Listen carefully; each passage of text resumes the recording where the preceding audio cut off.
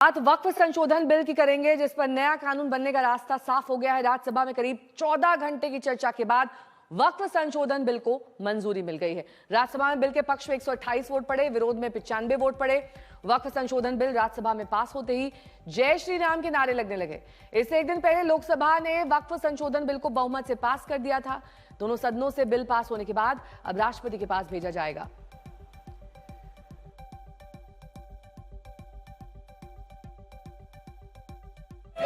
Nine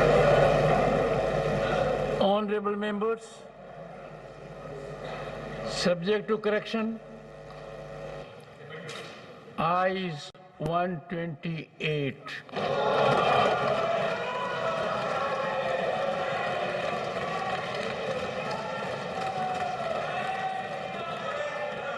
Noes 95.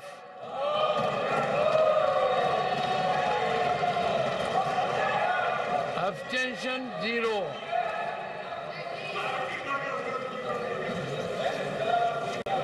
The bill is passed.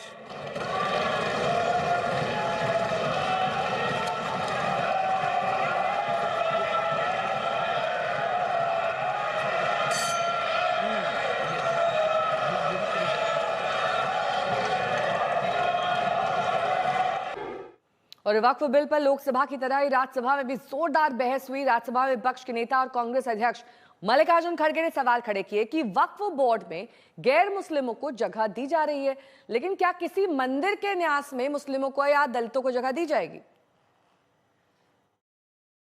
MPs, former judges and eminent persons appointed to the Central Waqf Council need not be Muslims and 2 members must be non-Muslim. क्यों non-Muslims को इसमें ला रहे हैं?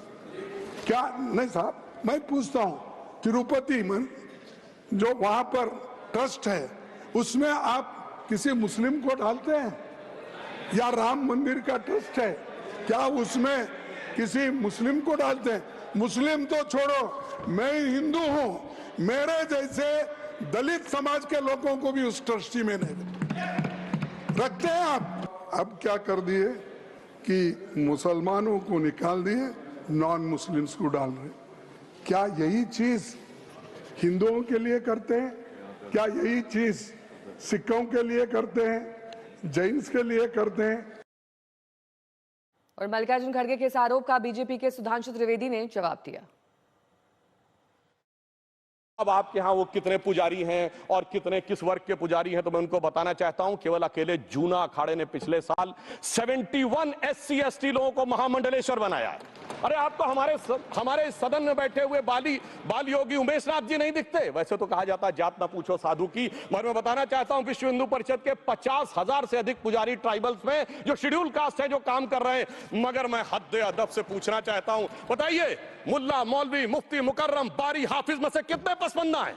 उसमें कितने जुलाहा, अंसारी, घोसी, बताइए मिरासी कितने हैं? बाकी छोड़िए, पसंदला बोर्ड में है क्या? अरे वक्फ बोर्ड में है क्या? इसीलिए मैं कहता हूं खुद मियां फजीहत, दूसरों को नसीहत। वहीं सुधांशु त्रिवेदी ने वक्फ बिल पर चर्चा के दौरान विपक्ष पर जोरदार हमला किया। उन्होंने कहा कि सरकार ने इस बिल को उम्मीद का नाम दिया है, लेकिन विरोधी उम्मा का ख्वाब पाले बैठे। सरकार ने नाम दिया है, इसको उम्मीद नाम दिया है, और यह उम्मीद है किसके लिए? उस ईमानदार मुसलमान के लिए और देश के हर खास व आम के लिए यह उम्मीद है। मगर सभापति महोदय, कुछ लोग वो हैं जो उम्मा का ख्वाब पाले हुए थे। उम्मा शायद हमारे बहुत से लोग समझते हो ना समझते हो, पूरी एक एंटायर जो इस्लामिक खलीफत और राज होता है उसको उम्मा कहते हैं। उम्मीद वालों को तो उम्मीद की नई रोशनी दिख रही है, उम्मा वालों की उम्मीद पे पानी फिर रहा है। तो ये उम्मीद और उम्मा के बीच का भी मामला है। वहीं चर्चा में भाग लेते हुए समाजवादी पार्टी के रामगोपाल यादव ने वक्फ पर चर्चा के दौरान संभल का जिक्र छेड़ा। उन्होंने क्या कुछ कहा, सुनिए। उत्तर प्रदेश में देख रहे हैं, लोग नमाज नहीं पढ़ सकते, अपने घर की छत पर नमाज नहीं पढ़ सकते। कि संभल मेरी पार्लियामेंट्री कॉन्स्टिट्यूंसी रही है, लोकसभा का मैं सदस्य वहां से रहा हूं।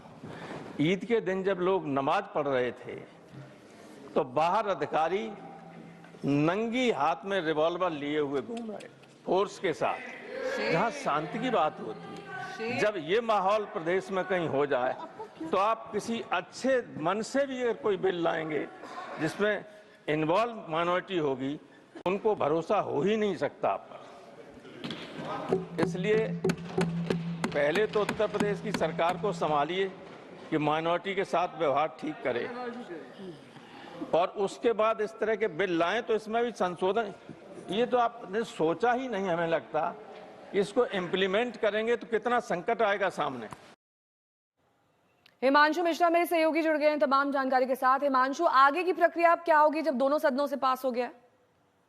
दोनों सदनों से पास होने के बाद जो है आज राज्यसभा से ये बिल जो है लोकसभा लाया जाएगा और वहां से सेक्रेटरी जनरल बताएंगे, क्योंकि इसमें नेहा अमेंडमेंट्स के साथ इस बिल को लोकसभा से पास किया गया था और फिर राज्यसभा में इसको पारित किया गया है। तो अब लोकसभा से ये बिल जो है राष्ट्रपति के पास भेजा जाएगा और राष्ट्रपति की संस्तुति यानी वहां से अप्रूवल के बाद, वहां से मंजूरी मिलने के बाद जो है ये कानून का रूप ले लेगा और इसका गजट नोटिफिकेशन जो है वो जारी होगा और उसके रूल्स उसके साथ साथ जो है जारी हो जाएंगे। उसके बाद जो है वक्फ अमेंडमेंट बिल जो है 2025 ये कानून का रूप लेगा और इसके साथ साथ सभी राज्यों को इसी कानून के तहत जो है वो वक्फ बोर्ड का जो है वो संयोजन करना पड़ेगा। तो एक तरीके से देखा जाए तो राष्ट्रपति के सिग्नेचर्स के बाद, वहां से मंजूरी के बाद जो है एक नया कानून आपको देखने को मिलेगा जिसमें जो प्रोविजन इस नए कानून में है उन्हीं का प्रोविजंस के तहत जो है राज्य सरकारों को जो है वक्फ बोर्ड का गठन करना पड़ेगा। ठीक है, मैं लौटूंगी आपके पास। बीच जेपी नड्डा बिल को लेकर क्या कुछ कह रहे हैं, सुनिए। हम यहाँ डिस्कशन का हमारा ऑब्जेक्टिव क्या है? क्या ऑब्जेक्टिव पार्टी का इंटरेस्ट है या ऑब्जेक्टिव नेशन का इंटरेस्ट है? हमको दोनों के बीच में तय करना है। मैं अपनी सरकार के बारे में मोदी जी के नेतृत्व में ये डंके की चोट पर कह सकता हूं कि यह बिल नेशन के इंटरेस्ट में है और उसके लिए हम लेकर के आए। यह किसी पार्टी के इंटरेस्ट में नहीं है, यह किसी पार्टी के इंटरेस्ट में नहीं है, यह किसी वोट बैंक को सेटिस्फाई करने के इंटरेस्ट में नहीं है, यह देश के इंटरेस्ट में है। तो वक्फ संशोधन बिल पर चर्चा के दौरान जहां गंभीर बहस हुई, वहीं शेरो शायरी का दौर भी चला। मिट्टी मेरी, मकान मेरा, इबादत मेरी, निशान मेरा, फिर भी कहते हैं सबूत दे कि हक है तेरा। हमारी खुद की छत भी छीनी, हमारी खुद की छत भी छीनी जाती है हमसे और कहते हैं कि वक्त का तकाजा यही है। लिमिटेशन एक्ट डील्स विद वक्त अपार्ट फ्रॉम वक्फ। जिस जगह सजदों के निशान थे, जिस जगह सजदों के निशान थे, आज वहां दस्तावेज मांगे जा रहे हैं। हम ही को कातिल कहेगी दुनिया, हमारा ही कत्लेआम होगा। हम ही कुएं खोदते फिरेंगे, हम ही पे पानी हराम होगा। जिल्ले इलाही, जमहूरियत जो है वो नफरत और ठसक से नहीं चलती है, अकड़ से नहीं चलती है, उसमें सबकी हिस्सेदारी जरूरी है।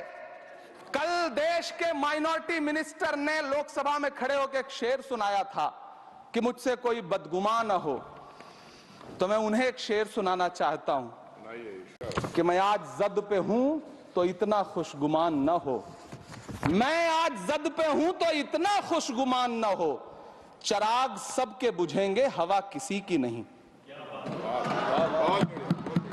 नीतीश कुमार जी हो, चंद्रबाबू नायडू जी हो, चिराग पासवान जी हो, जयंत चौधरी जी हो, देवे गौड़ा जी हो, जीतन राम मांझी जी हो, सबको समझना पड़ेगा कि जब जंगल में आग लगती है तो न वो बरगद बचते हैं जो हवा को आंधी में तब्दील करते हैं, न वो बांस बचते हैं जो आपसी रगड़ से चिंगारी पैदा करते हैं। और आप ताकत में है, संख्या बल के आधार पर बिल हो सकता है आप पास करा ले, लेकिन आपको यह बात समझनी पड़ेगी कि हम तो वो तारीख हैं, जहनों में रहना है जिसे, कागजी पुर्जे नहीं जो फाड़ डाले जाएंगे। जिस जमी पर मैं खड़ा हूं ये मेरी पहचान है। आप आंधी हैं तो क्या मुझको उड़ा ले जाएंगे?